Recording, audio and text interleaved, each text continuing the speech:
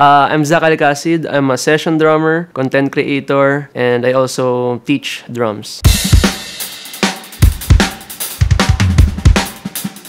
So far yung mga tinugtugan ko na is Beanie lately, Sarah G, Vice Ganda. Yeah, that's also far for this year.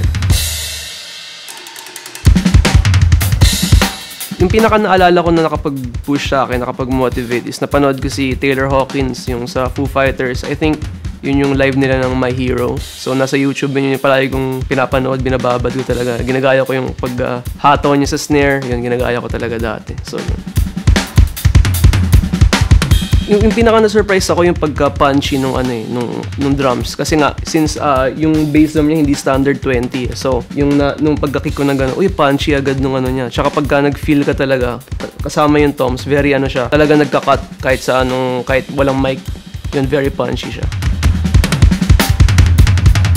Para sa akin, very siya eh. Pwede mo siyang magamit sa kahit anong genre. Kasi, yun nga, yung pagka-poppy niya, pagka-smacky niya, pwede siya sa pop, pwede rin siya sa rock. And na rin siya, sa jazz pasok din siya eh. Kasi, pwede kang mahina yung palo, pero may pa rin siya. May edge pa rin. So, ayun. Versatile.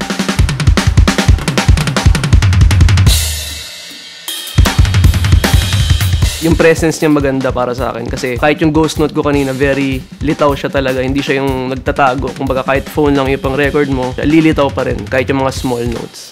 So ayun. Thanks for watching. For more videos like this, follow DND and @Zach Alcacid on all social media platforms. See you on the next video.